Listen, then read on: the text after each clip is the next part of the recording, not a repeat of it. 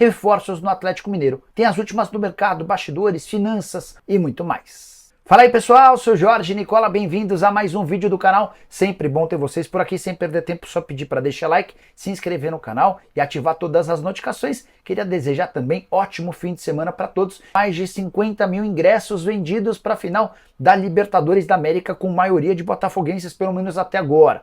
Os botafoguenses são responsáveis por 32 mil dos ingressos vendidos, enquanto os atleticanos representam outros 20 mil. Esses números já acrescentam também as torcidas mistas, afinal de contas serão 22 mil ingressos para cada uma das torcidas exclusivas. O restante do Monumental de Núñez terá torcida mista. Bora te atualizar agora sobre reforços do Galo para 2025. Cada dia surge um novo nome, né?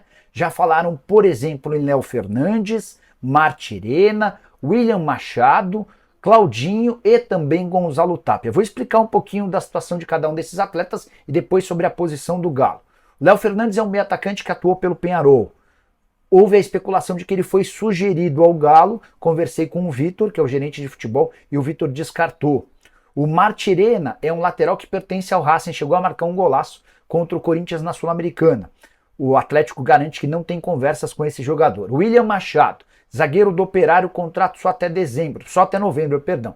Ele já tem um pré-acordo com o Atlético para virar jogador do Galo em 2025 sem custos. Claudinho, lateral direito, faz ótimo campeonato pelo Criciúma e está na mira do Galo já há algum tempo, até porque o Mariano não deve ter seu contrato renovado. Já Gonzalo Tapia é um atacante chileno, 22 anos de idade, pertence à Universidade Católica e foi especulado lá no Chile como possível reforço do Atlético. Qual a estratégia adotada pelos R's, os acionistas do Galo, e também pelo Vitor?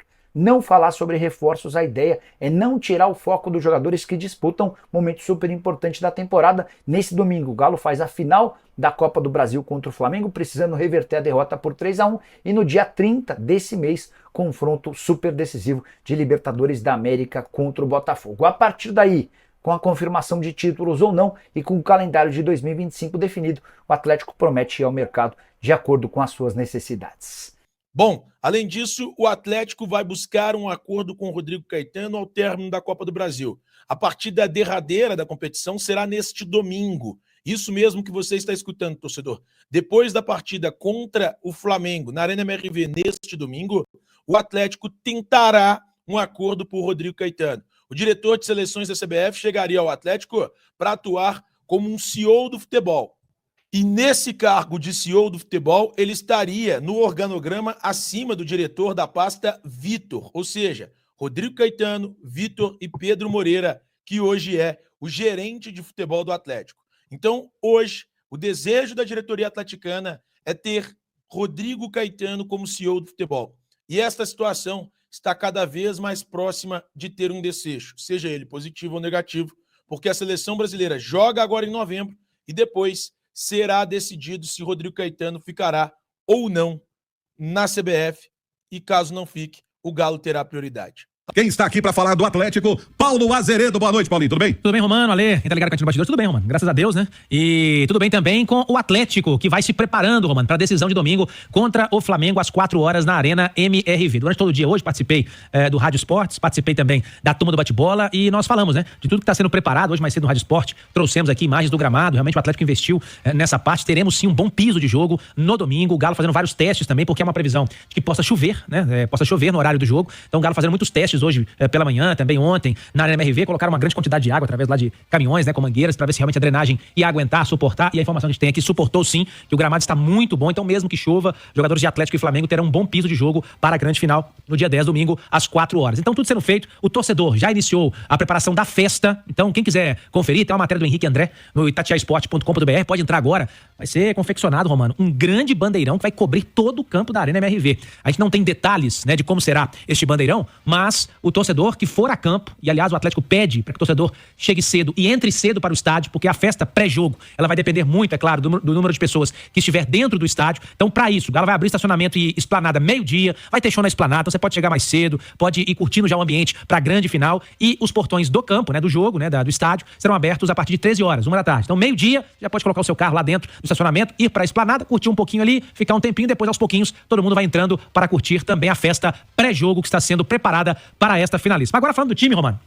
Antes de você falar do time, me permita. Claro. O Ale, é fundamental que o piso esteja em perfeitas condições para uma decisão dessa. Ainda mais com a rivalidade que carrega entre as duas equipes, né? Ah, você não tem a dúvida, e eu acho que pro Atlético é muito importante, porque precisa buscar os gols, né? Então, evidentemente, se você tiver um gramado de excelência, isso facilita para você acelerar o seu jogo ofensivo. Porque se você tem um gramado mais ou menos, né, Romano? Você não pode dar um tapa de primeira, você não pode chutar no gol de primeira, você não pode confiar no campo, né? Porque a bola ela fica irregular. Então, para você dar velocidade no seu jogo, você precisa de um campo bom. Até aquela arrancada também. Também. E o Flamengo também, que eu acho que não é um time que tem característica de ficar se defendendo, né? Porque não é a característica nem dos jogadores, nem do seu treinador.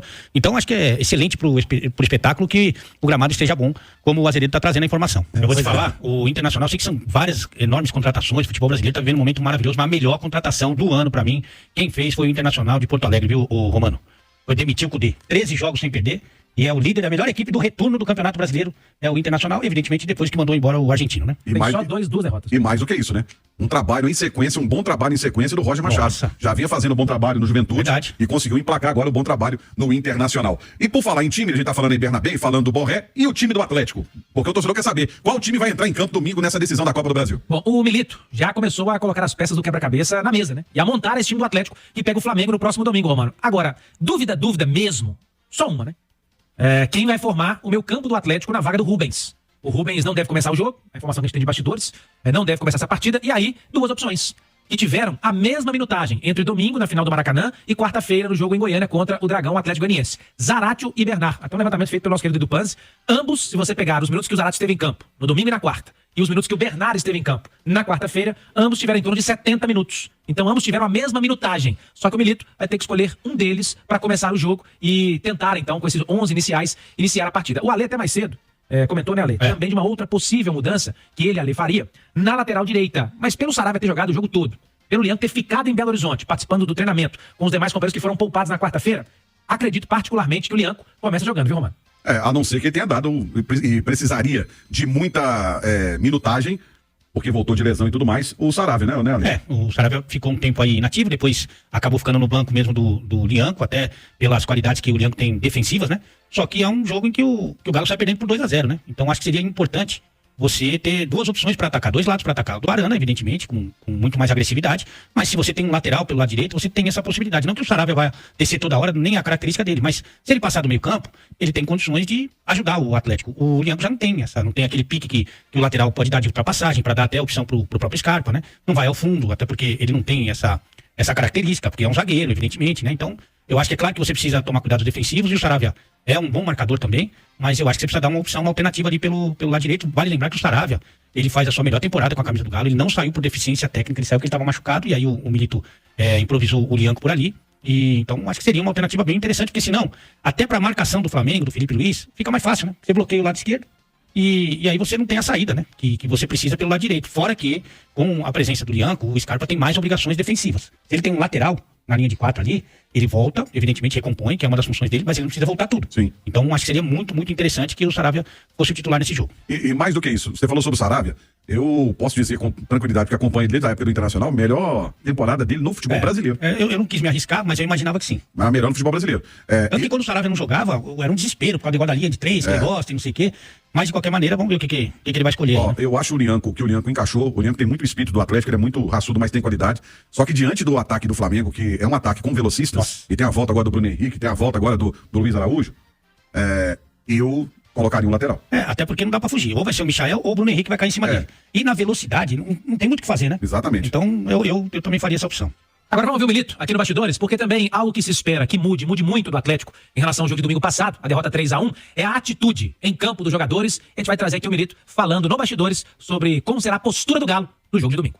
Sí, destaco que Bernal haya podido jugar, destaco que Matías Zaratio haya podido jugar y tener minutos. Ellos vienen de estar inactivos bastante tiempo, necesitan jugar para ir encontrando ese ritmo competitivo. Están bien, yo creo que van a estar mejor con el paso del tiempo, pero claro, jugamos seguramente para la final de la Copa Libertadores estén mejor que para la final de vuelta ahora con Flamengo, por una cuestión de tiempo. Pero bueno, serán alternativas o están a disposición para que yo pueda, de cara al domingo, decidir qué es lo menor. Bom, essa primeira fala dele, ele traz essa postura de campo, mas fala muito do Zaratio e do Bernard, né? Que foram jogadores, segundo ele, que se apresentaram bem e que viram opção. Agora, ele destacou também, né? Porque tem uma outra opção, que eu acho que é menos provável, que é a do Alisson, né, Romano? E também a Lei. Ele destacou, olha, pra domingo eles não estão nas melhores condições, mas já estão em condições de me ajudar. Mas pra final da Libertadores estarão muito melhores, né? Eu acredito o seguinte, que o jogo contra o Atlético Goianiense deu alguns indícios de jogadores que ele pode utilizar, deram. Né? Sem dúvida. Eu acho que assim, Zaratio e Bernard, até pra tentar dar uma dinâmica diferente ao meu campo, e acho que o Alisson é pra ser o que o Alisson foi no primeiro jogo. E foi muito bem. Aliás, salvou ele, né? Não, sem dúvida, foi muito bem mesmo, uma ótima alternativa, assim como o Kardec também foi muito bem. E aí o torcedor mais empolgado, né, ele já pensa no Kardec como titular. E é natural que isso aconteça porque ele faz o gol e dá aquele passe calcanhar pro Paulinho, e se não é o Léo Ortiz conseguir uma recuperação, era o segundo gol. Sim. E a situação seria bem menos difícil. Mas o Kardec, se você for ver a amostragem dele nos últimos 2 anos, são 25 minutos em 2 anos. É uma amostragem pequena ainda, né? Até pra você modificar o esquema de jogo, como acontece na Libertadores com o Davidson, eu acho que é muito arriscado. Mas eu acho que fica bacana porque o Flamengo tem lá os seus desfalques de jogadores importantes. O Galo chega nesse momento decisivo com praticamente todo mundo à disposição. Então ele pode, no segundo tempo, se ele sair jogando com o Zarate, ele colocar o Bernard, que é um meia mais habilidoso, pode colocar o Alisson, pode colocar um Kardec, pode colocar um Vargas. Se bem que o Vargas, se for pegar a amostragem do último jogo... A morrer, de repente, é 2 dias que ele demora. A morte súbita? Poxa, eu vou te falar que eu sou um cara que acredito no talento do Vargas, né? E ele tem talento. Tem talento, mas não quer, né? Ele não quer ir. Eu não consegui encontrar uma explicação pra ele até hoje. Ele tem talento, mas tem hora que ele talento, né? Muito. Sabe, ele tem, com a bola nos pés, você vê que ele tem habilidade, ele é inteligente, mas falta, talvez, ligar no 220, dar aquele choque ali. Não, falta essa propaganda que você acabou de fazer aí, falta tesão nesse rapaz. Não era pra ele pegar esse jogo contra o Dragão e colocar no bolso, falar assim, Milito, tô aqui, pode me colocar, que eu vou resolver isso aí. Mas não, deixou essa mesma impressão que todo mundo tem dele. E por falar em Milito, agora ele vai falar com a gente sobre a postura que todos os 11 e os demais jogadores, é claro, que entraram na partida, devem ter para o Atlético conquistar o título no domingo.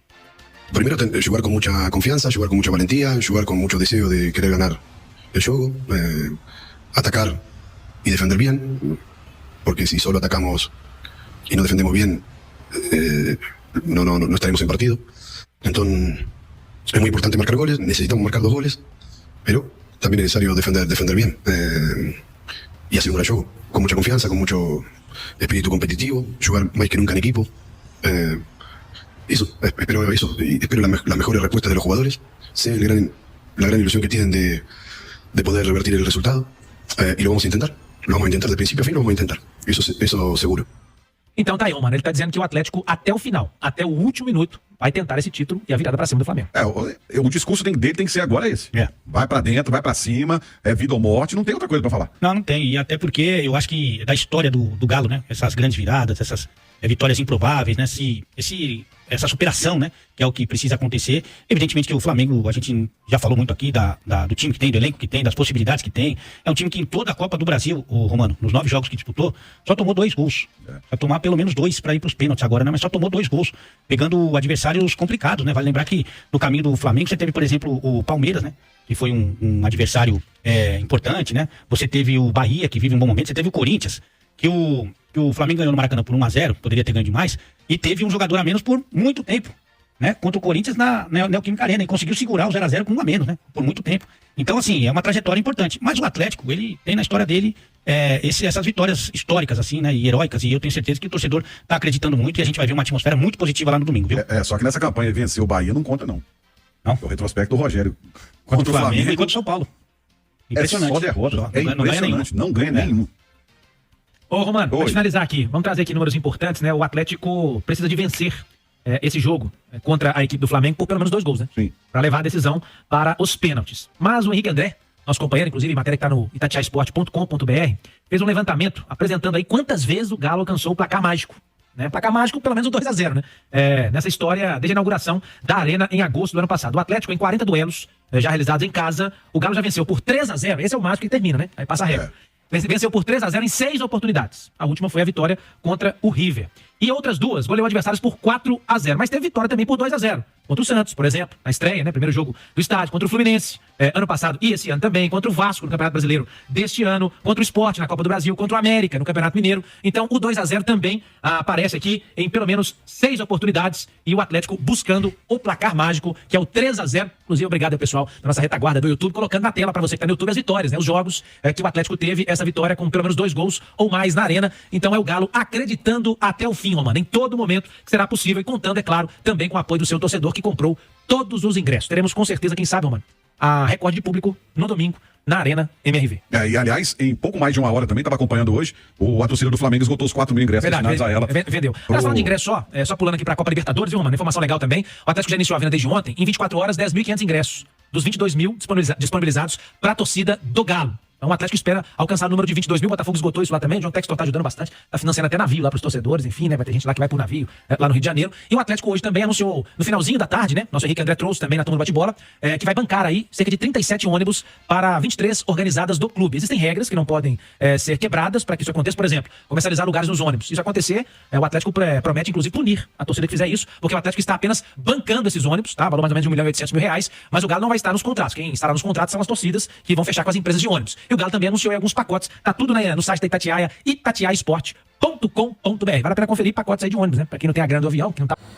Rapaziada boa, ficamos aí com o nosso giro de notícias do Galo, as informações atualizadas pra você ficar por dentro de tudo, não tá perdendo nada. Chega deixando seu like, se inscrevendo no canal, ativa também o sininho de notificação. A gente vai ficando por aqui. Um grande abraço aí no seu coração, até o próximo vídeo. Vamos pra cima.